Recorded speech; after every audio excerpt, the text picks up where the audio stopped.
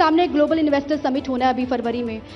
बुंदेलखंड में कितना इन्वेस्ट करने के लिए जो उद्योगपति हैं या फिर जो इन्वेस्टर्स हैं वो इंटरेस्टेड दिखाई दे रहे हैं, इसके बारे में कोई जानकारी मिली है आपको? बिल्कुल, अभी झांसी में हुआ था, करीब 1,11,000 करोड़ का प्रस्ताव आ चुके हैं, जिसमें 65,000 करोड़ के प्रस्ताव के एमओयू हो चुके हैं।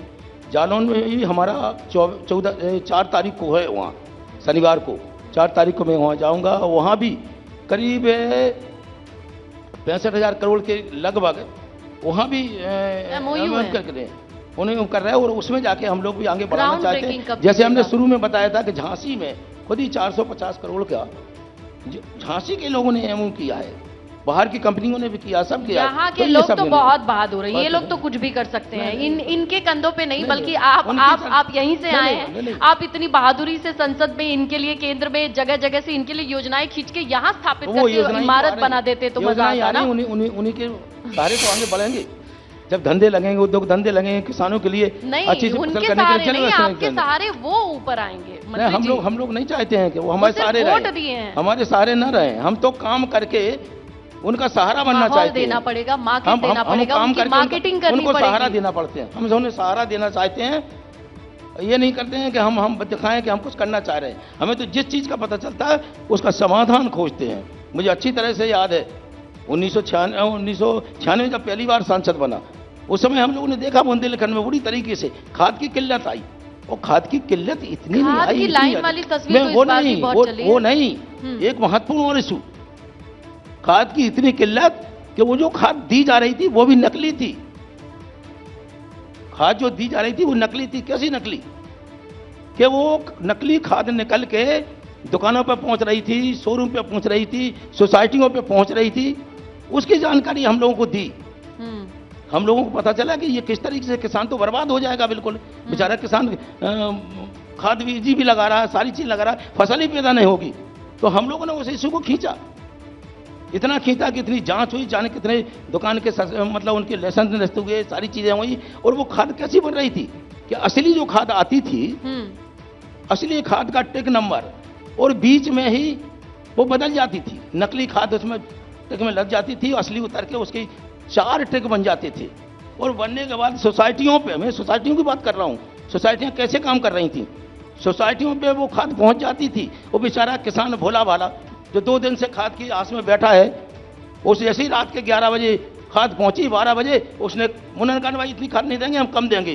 किसान को तो बीज बोना ही है, उसने वो खाद ले ली नकली।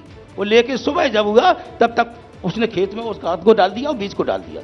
उससे फसलें उनकी बर्बाद हो रही थी। जब इस इशू को हमने स्वयं इस जिले में और जाके लोकसभा में सीधा लोकसभा में बोलते हुए उठाया, उस समय इतनी रेट पड़ी तो बुंदेलखंड और मध्य प्रदेश की सीमा में भी जहाँ जहाँ खाद जा रही थी वो सीमाएं बंद करी गई। वो सारी चीज़ें, वो असली खाद फिर बोना चालू की गई। ठीक है, बिचौलियों को आपने समाप्त कर दिया है। जो बीच के लोग इस तरीके से करते थे उनको आपने खत्म कर दिया, ये आप बता रहे हैं सर। लेकिन चुनाव की बात कर लेते हैं। आपने कहा कि चुनाव के मोड में ही भारतीय जनता पार्टी हमेशा रहती है और चुनावी मोड हमेशा आप लोगों का ऑन रहता है। विपक्ष को कितनी बड़ी चुनौती आप मान रहे हैं? कांग्रेस पार्टी की बात करें, क्योंकि 2024 के लिए वो लोग भी लगे हुए हैं, उनके कई अभियान चल रहे हैं, हाथ से हाथ जोड़ो चल रहा है, भारत जोड़ो अभियान चला रहे हैं राहुल गांधी। और यहाँ यूपी में समाजवादी पार्टी आप पर लगातार ये आरोप लगाती है कि जब भी वो उठने की कोशिश करते हैं या फिर आप पर सवाल दागते हैं तो आप उनको दबा देते हैं, झूठे मुकदमे दर्ज करवाए जाते हैं या फिर उनको झूठे केस में आप लोग फंसा देते हैं। विपक्ष को कितनी बड़ी चुनौती आप मान रहे हैं 2024 के लिए? क्या मैं आपसे यही जानना चाहूँगा, क्या जो जेल गए हैं क्या उनके ऊपर झूठे मुकदमे लगाए गए हैं? जो आज जेल में हैं, भारतीय जनता पार्टी निष्पक्षता से काम करती है। जो जैसा काम करेगा, जैसी करनी होगी वैसी भरनी उसे मिलेगी। वो क्या कोई भी भारतीय जनता पार्टी का भी नेता हो, चाहे वो समाजवादी पार्टी का नेता हो, कांग्रेस का हो, बहुजन समाजवादी का हो, यदि वो गलती करेगा तो उसे कानून उसे सजा देगा। ये भारतीय जनता पार्टी की सोच है। और विशेष रूप से मैं कह सकता हूँ आज की जो स्थितियां हैं, सारी चीज़ें हैं, उसमें काम भी किया जा रहा है। भारतीय जनता पार्टी ढेर सारी योजनाओं के साथ काम कर रही है बिल्कुल।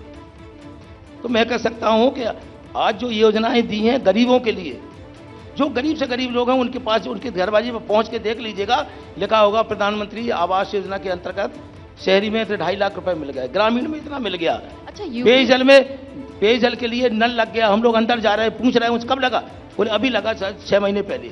हम लोगों को भी प्रसन्नता हुई, कम से कम 6 इतने सालों के बाद वहाँ उनको पानी जाया जल मिला। कीजिएगा अगली बार से जहाँ ना लगा हो वही जगह ढूंढिएगा। नहीं तो वहाँ का भी वोटर जगह- ही चाहिए आपको। नहीं, हम तो सब जगह जा रहे हैं ना, सुनिए, दौड़ रहे हैं, सभी जगह जा रहे हैं अपने। अब एक और चीज, ये यूपी में जो 80 में 80 वाला टारगेट लेके चल रहे हैं, उसमें गोंडा की सीट भी है, लखीमपुर खीरी की भी सीट है, कैसे पूरा होगा? 80 में 80 जो बात की है, वो हम लोगों ने कई बार 80 में 80 सीटें जीती हैं। हम लोगों ने तो उस समय समझ सकते हैं सब आजमगढ़ से बिल्कुल मनोबल बढ़ा हुआ है। बिल्कुल, और दूसरी मनोबल इसलिए बड़ा हुआ है कि भारतीय जनता पार्टी किसी व्यक्ति विशेष के लिए काम नहीं करती है, उसकी सोच में सिर्फ है गरीब, किसान, नौजवान, हमारी माताएं बहनें, और उन्हीं के लिए ये योजनाएं होती हैं, और उन्हीं के लिए सारे काम जितने किए जाते हैं उन्हीं के लिए किए जाते हैं। उनका उत्थान होगा तो हम समझेंगे कि निश्चित। हम लोगों ने देखा किस तरीके से अभी 80 करोड़ लोगों को कोरोना के बाद 80 करोड़ लोगों को कोरोना के बाद खाद्यान्न दिया है। लोगों ने तो विरोध किया उसका लेकिन वो ये नहीं समझ पाए कि भैया इन गरीब को उठाने के लिए हमने जो योजनाएं दी हैं, आज अगर इन्हें भोजन नहीं मिलेगा, काम ये नहीं कर पाएंगे, तो कहीं ऐसा ना हो जो स्तर इनका आर्थिक स्थिति उठाई है फिर वो जमीन में चली जाए। कम से कम वो समतल तो बने रहें, वो समतल बने रहेंगे तभी देश प्रगति कर सकता है। मंत्री जी, मेरा सवाल ये था कि 80 में 80 का टारगेट है और गोंडा से भी वही टिकट मिलती है जो अभी है सांसद जी, लखीमपुर खीरी से भी अगर वही टिकट मिलती है, आपको लगता है कि ये टारगेट पूरा होगा? बिल्कुल, देश के यशस्वी प्रधानमंत्री जी, प्रदेश के मुख्यमंत्री योगी जी वो काम कर रहे हैं जिसे जनता पसंद कर रही है।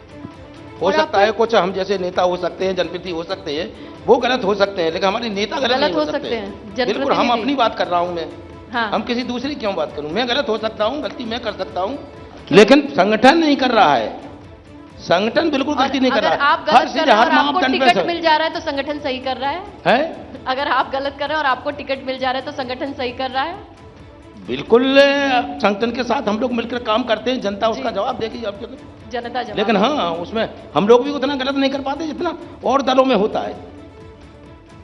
इसलिए हम लोग कह रहे हैं कि हम लोग तो बिल्कुल भारतीय जनता पार्टी की जो नीतियां हैं उन्हीं सिद्धांतों पर चलती है, आगे बढ़ते हैं। जनप्रतिनिधि के नाते हो सकता है कोई गलतियां हो, जाने अनजाने में, जानबूझ के नहीं करते, अनजाने में अगर कोई हो गई है तो हम भूल स्वीकार भी करते हैं और आगे बढ़ते हैं। ये इशारा किसकी तरफ था आपका? गोंडा की तरफ था? गोंडा की तरफ नहीं, हम तो अपनी तरफ कह रहे हैं कि अगर जाने अनजाने में कोई गलती हुई है तो उसे हम।